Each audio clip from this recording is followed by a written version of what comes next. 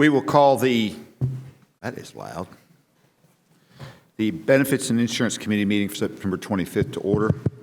Call the roll, please. Yes, sir. Commissioner Boyd. Here. Amber Brown. Mike Curtis. Here. Holly Deering. Brian Gaither. Mary Hickerson. Lois Miller. Commissioner McAdoo. Commissioner Phillips. Present.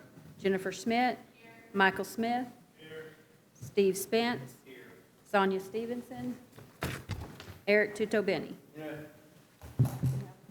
Thank you. Madam Vice Chair, have you had an opportunity to review the minutes of the previous meeting? Yes, sir, I have, and I make a motion to approve as presented. We have a motion. Second. We have a second. Any discussion? Seeing none, all those in favor say aye. Aye. Opposed? The ayes have it. The minutes are approved. Public comments, Susan? Nobody? Yes, it was, I think it was Eric, Mr. Tutobeni. No, it was Mike Curtis. Mike Curtis. I'm sorry. Were you the second? Who seconded? Yes, that's what I thought. That's right. That's good. At first I thought it was Eric, then I thought it was Mike, so my bad.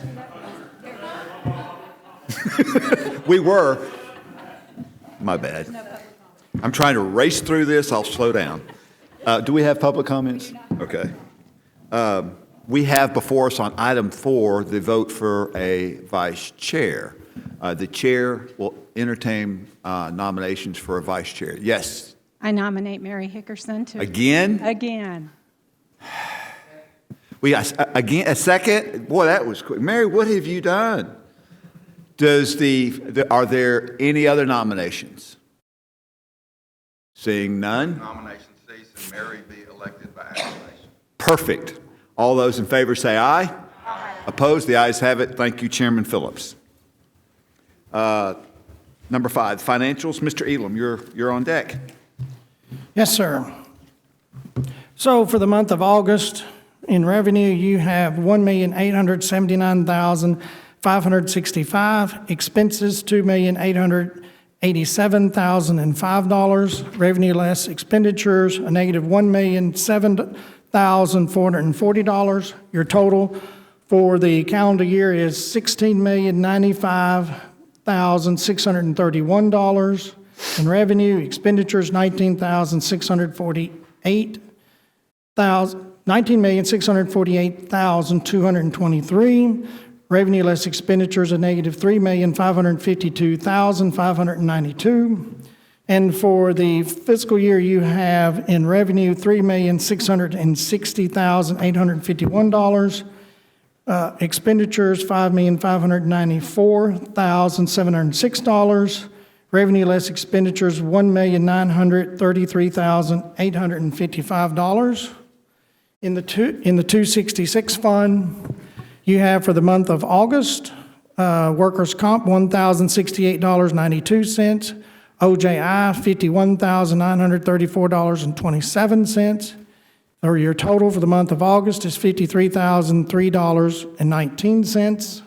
Year to date, $2,092.99, and OJI is $102,539,073, and your total is $104,632.72, Mr. Chairman. Thank you, Mr. Elam. Any questions for Mr. Elam on the 264 or the 266 fund report? Yes, Mary, you're recognized. Thank you. Going to the workman's comp, no specifics other than how many open workman's comps do we still have on the books? I know they'll eventually drop off potentially, but it's not the growing number. So do we know? I believe right now there's 5 that are active. Any other questions or comments from the committee? Seeing none, the chair will entertain a motion to accept. Move to approve, Mr. Chairman. We have a motion from Chairman Phillips. Do we have a second? We have a second. Any further discussion? Seeing none, and if there is no objection, Susan, call the roll, please. Yes, sir. Commissioner Boyd. Yes. Amber Brown. Mike Curtis. Yes. Holly Deering. Brian Gaither. Mary Hickerson. Lois Miller. Commissioner McAdoo. Commissioner Phillips. Yes. Commissioner Smith, Jennifer Smith. Michael Smith. Steve Spence. Eric Tito Benny. Thank you, Susan. Mr. Elam, you wish to be recognized? Yes, Mr. Chair, and I'm going to apologize for just a second. I forgot to introduce our guest. That is cross-training with Susan, Ms. Lacey Gentry. Yes, I regret that Sonia's not here so that we couldn't issue the appropriate written reprimand in your file. That'll be fine. Welcome aboard. Thank you for joining us. Thank you, Ed. So now we're item 6, the OSHA report. That's you, Susan. Yes, sir. I'm reporting on the month of August 2025. There was 31 incidences. Of those 31 incidents, there was 17 at the Board of Ed, 14 at County General. Of the 14 at County General, there was 1 at PAWS, 1 at EMS, 1 at Archives, 1 at Fire and Rescue, 1 at the JDC, and 9 at the Sheriff's Department. That brings our year-to-date to 136. Of that 136, there's 99 OSHA recordable, with 21 lost day claims, 58 restricted day claims, and 20 other recordables. The reserves for the month are 92,751. That brings the year-to-date reserves to 759,465. The year-to-date paid is 258,839, and of the 136 claims, 91 of those have closed. We currently have 6 out of work and 19 on restricted duty, and that concludes my report. Thank you, Susan. Let the minutes reflect that Ms. Stevenson has joined us. Do we have any questions for Ms. Thompson regarding the OSHA report? Seeing none, if there's no objection, we will entertain a motion. We have a motion. Do we have a second? Second. We have a second. Any discussion? Seeing none, all those in favor of accepting the report say aye. Opposed? The ayes have it. The OSHA report is accepted. Thank you, Susan. Item 7, the wellness report. Molly, you're up. For the current point accumulation period through the month of August, there have been a total of 2,550 wellness points earned and a total of 445 wellness goals met. And as one last reminder, while I'm giving this report, that this current accumulation period ends September 30th. So if you need to remind all of your employees, go out, get your last wellness points. If you need them, you only have a couple of days. That concludes my report. Thank you. Any questions for Molly? Ms. Howell on the wellness report? Seeing none, without objection, we will accept. Item 8, the annual enrollment update. Ms. Howell? Yeah, so we are approaching annual enrollment for our active employees. It's going to be open noon October 3rd through noon October 17th. So that's the first Friday in August. In October, opens at noon and then lasts for 2 weeks, closes at noon October 17th. So we are going to be sending out information to employees tomorrow in an email with the URL, the link that we have for the annual enrollment website we've put together, as well as the annual enrollment benefits video. And I just want to brag on the OIT department, specifically media services, Lacey Ballard, Lee Harris, and also Lisa Kay, our public information officer, for pulling all that together. It's really a phenomenal video. It's very comprehensive. We encourage everybody to watch it just to make sure that you are up on your benefits and know what's happening in 26 before you enroll. There are going to be some benefit changes as were approved by this committee earlier in the year. So we do encourage everybody, look at the website, watch the video. If you have any questions, you can reach us by phone, by email. You can make an appointment with us. You can drop by our office. We have a link on our annual enrollment website where you can go and book an in-person or phone appointment with us. So you can be sure to catch us at the time that's available for you too. We will be waiting for your call and prepared. Our retiree annual enrollment dates will be the first week of November, so November 3rd through November 7th. Again, there are some benefit changes as were approved by this committee earlier in this year to the post-65 Medicare Advantage plan. So we had 2 meetings with our retirees earlier this week, Tuesday and Wednesday, had a total of 107 attendees with our retirees, answered a lot of good questions that were really informative. I think we've got some good momentum for those retirees going into their annual enrollment. They're still calling in with any last questions that they have, and they have another several weeks to suss out what they want to do for annual enrollment. So again, we are always available for questions. If anybody has any, again, you can email us, call us, drop by anytime. We're always happy to answer those questions. Thank you, Molly. Any questions for Molly? Molly, did you say what the dates were, open enrollment dates? Yeah, for active employees, it's going to be noon to noon, October 3rd through October 17th. It's Friday to Friday, noon to noon. Thank you. Any other questions regarding the enrollment update? Yes, Mary?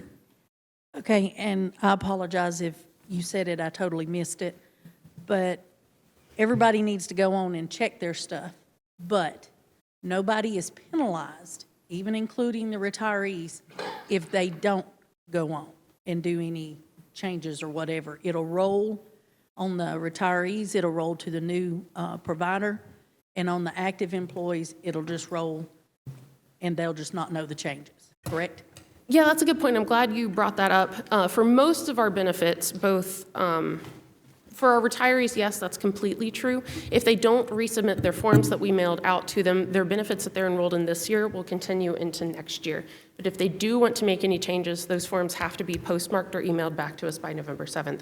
For our active employees, that's true for most of our benefits, including the benefits that are changing. The only benefits that aren't that way, that aren't passive going into the next year, as they are every year, are our healthcare flexible spending account and the dependent care flexible spending account. If an employee wants to be enrolled in those next year, even if they're enrolled in them this year, they have to go in and actively re-enroll in those every single year. Those are the only two benefits that won't roll over into the new year.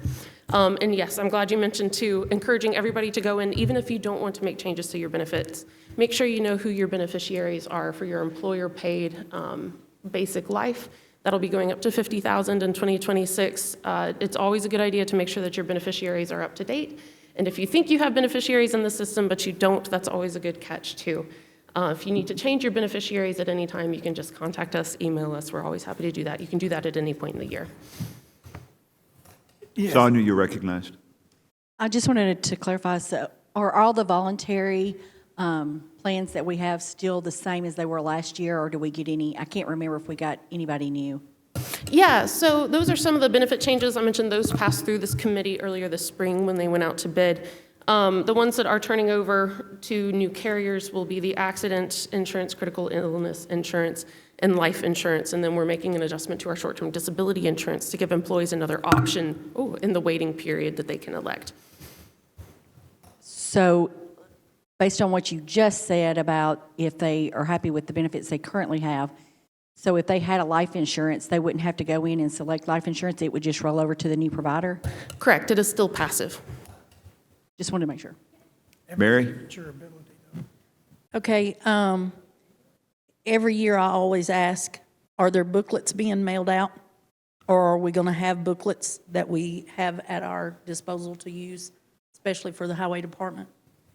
Yeah, so the annual enrollment guides will be linked on the annual enrollment website. There's one for our county general employees. There's a different one for our community care, airport, E911 employees, since they have slightly different benefit options. They're listed right at the top of the page. Just click on the one that's applicable to you. It's a PDF. You can save it, print it, whatever you need to do with it. We're going to be coming out to you guys next week, and we'll be bringing your books then. Perfect, thank you. And I do appreciate, I want to give you an attaboy to Ed and the ladies. They did email out and ask if they could come and speak to our guys.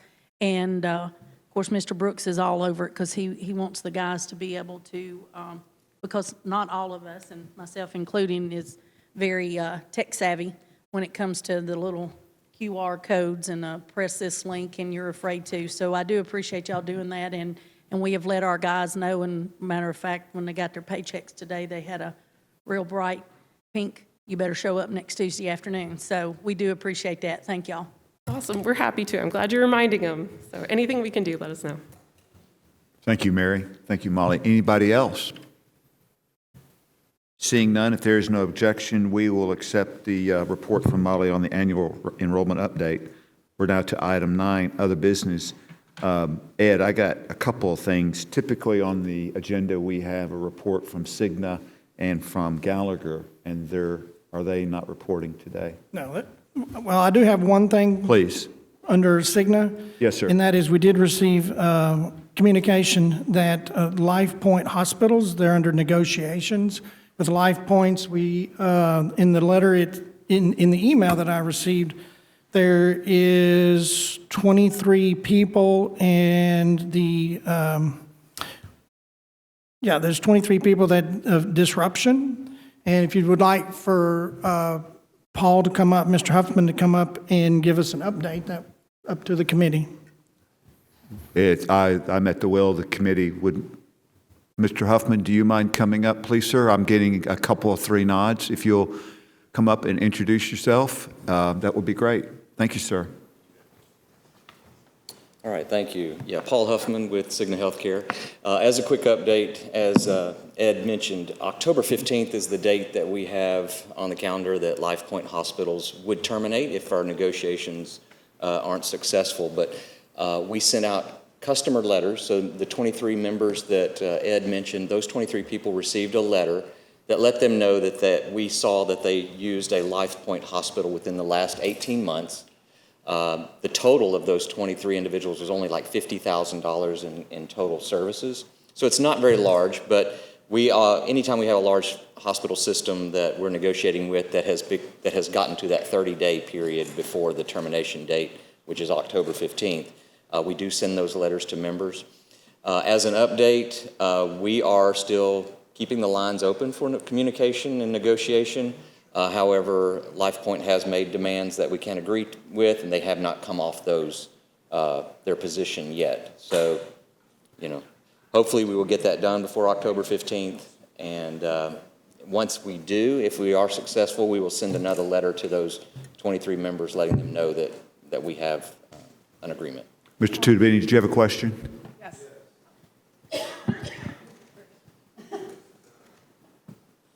Hello, there, it's working, okay. So when you say LifePoint hospitals, which ones do you mean? I'm not familiar with a hospital named LifePoint. Glad you asked. Okay, so let me, because I don't know which ones they are either. Yeah. Yeah, this will be easier to read than my phone.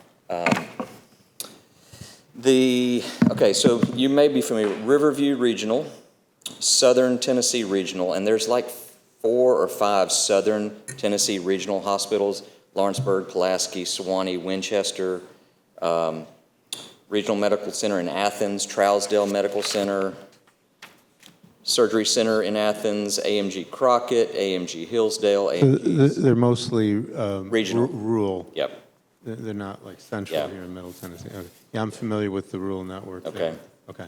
I didn't know they were called. Yeah, the alternative hospitals tend to fall in, we've got Lewisburg, Fayetteville, Columbia, Jasper, Manchester, those types of areas.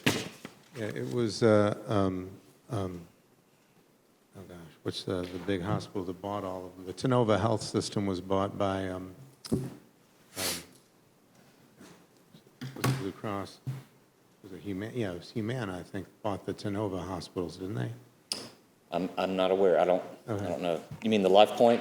No, there was a whole network of rural hospitals called Tenova Health Network that they were bought out. Tenova? And now you've got the LifePoints all being bought out, or changing with their negotiating. Yeah. Right. All right, I follow you. Okay. Thank you. Hi, Lois. I think you want to be recognized. Thank Thank you. you. So, Paul, the other hospitals that you mentioned that you said were Manchester and the other ones, those are the backup plan? That is the backup plan. And Yeah. since we're only 2 weeks out, will letters go to the impacted individuals telling them which hospital they should try to attend? That already happened. So when they got that letter on around September 15th, it did provide the alternative hospitals for them. Yeah, you're welcome. And then, of course, there's also transition of care, continuity of care. That's where individuals who may be within, recent services of, let's say, cancer or some really serious conditions, they can be approved to stay with that out-of-network hospital for a specific period of time if they need to. And one more thing, I want to correct myself. It was Vanderbilt bought all the Tenova Healthcare Yeah. hospitals. It was Vanderbilt. I think said that's right. Humana. I meant to say Vanderbilt. Yeah. Okay. Any other questions? Yes, Sonia? So it's not about this, but it's about something else related to Cigna. So in our February 27th meeting, we had talked about the Kroger and the pharmacy. Have we had it? I went back and looked at the meetings because I was trying to figure out when we had a basic timeline, and it said January. Did it mean January 2026? Or did No, it's a good question. I'm glad you brought that up because that deserves an update. So back when we came to an agreement with Kroger, we were informed that Kroger was coming back in the network. Well, that wasn't the whole story. They were coming back as a provider in our network. However, our clients had to choose Kroger or Publix. Okay? So we have not added Kroger back in. We have not, unless Rutherford County wanted to change the overall network and replace Publix with Kroger, you could do that. But our agreement with Kroger is not to bring them back into our big network. That has to. So as a follow-up to that, so you're saying that the agreement didn't, they were wanting an either-or, and you're saying that they wouldn't allow them to cooperate or participate along with Publix if they had to choose, correct? Well, it was more of an agreement of, yes, we agreed to bring them back in the network, but clients could not have them and Publix in the network. So we had to create a separate scenario, if you will, a choice for clients. Rutherford County can choose our network with Publix or our network with Kroger. We have not made any changes to that, and to be quite honest with you, I haven't even asked Ed if he wants to make the change, so that can be brought up at some point. So did you leave it at Publix based on utilization from our existing employees? Correct. So the number, okay. Correct. I was And just, we've done that with all of our clients. We've just kind of let the inertia continue unless a client truly says, hey, we would rather have Kroger in the network. gotcha. Yeah. Well, I was asking for selfish reasons. I mean, Yeah. I worked for Kroger's for 27 years, and so I didn't want to leave my pharmacy. So Cigna thinks I'm not taking my medications, and they're like very desperate about it because I'm paying for them out of my pocket. And so they came like, you're really supposed to be taking this medicine. You're really supposed to be taking it. So I was just curious of what happened. Okay. Yeah. Thank you, Sonia. Mike, you're recognized. Just a little bit of background with the Kroger thing. I know of some people that are in the county employee that are using Kroger for everything, including pharmacy, fuel, food, whatever. I know some people that haven't stepped a foot back in a Kroger since they dropped. Yeah. So there's some bad feelings out there. Understood. Thank you, Paul. Okay. Thank you very much. Thank you. Is there any other business before the committee? Yes, Jeff, you're recognized. Chairman Phillips, excuse me. Thank you, Mayor. One quick announcement for everyone that hasn't heard yet.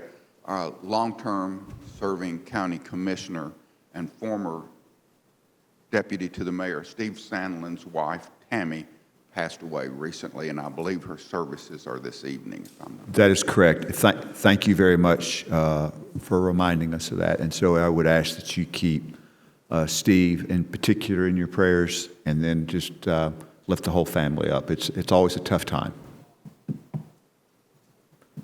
Our next meeting is October 30th, 2025, and if there is no objection, we are adjourned. Thank you.